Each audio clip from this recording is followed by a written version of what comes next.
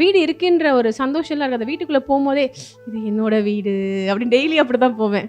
இங்கே தான் செருப்பு விடணும், இந்த கண்ட கேட் இங்கே தான் இருக்குது, இது ஏன் லாக் ஆகலைன்னு. அது இல்லாமல் வந்து என் வீட்டில் ஹெல்ப்பர்ஸ் எல்லாம் ஏதாவது வந்து டக்குன்னு டேபிளில் தள்ளிட்டாங்கன்னா, ஐயோ மார்பிள் மார்பிள் மார்பிள் அப்படிம்பேன் நான்.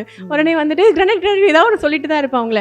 அப்போ வந்து பொறுமையாக இந்த எங்கள் அப்பா சொன்ன டைலாக் நான் சொல்லுவேன், கஷ்டப்பட்டு சம்பாரிச்சு நீ செஞ்சுருந்தனா உனக்கு அதோட வலி தெரியும், எனக்கு வலிக்கிறது உனக்கு புரியாது, ஆனால் ஒரு நாள் புரியும் அப்படின்னு சொல்லி அது என் குழந்தைங்களுக்குமே சொல்லுவேன். அதை இப்படி பண்ணக்கூடாது, இது இப்படி பண்ணக்கூடாது அப்படின்ட்டு எல்லாம்.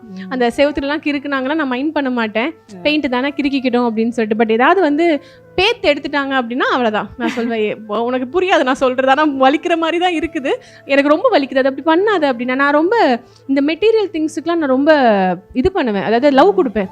ஐயோ அது இப்படி அதுக்கு வலிக்கும் அப்படின்லாம் நான் பேசுவேன். என்ன ஒரு மாதிரி தான் பார்ப்பாங்க. என்னோட மேக்கப் ப்ராடக்ட்ஸ்க்கும் அப்படி தான், வீட்டுக்கும் அப்படி தான். ஏதாவது நகர்த்துனாங்க, ஏதாவது டக்குன்னு ஓப்பன் பண்ணிட்டாங்கன்னா, என்னால் அப்படி ஓப்பன் பண்ணக்கூடாது, இப்படி தான் ஓப்பன் பண்ணணும் அப்படின்னு சொல்லி பொறுமையாக சொல்லிக் கொடுப்பேன். இன்பிட்வீன் மேக்கப்பில் இருந்தால் கூட இல்லை, அது இப்படி இல்லை இப்படின்னு பொறுமையாக சொல்லுவேன். ஏன்னா அதுக்கு வலிச்சிரும்னு எனக்கு ஃபீல்.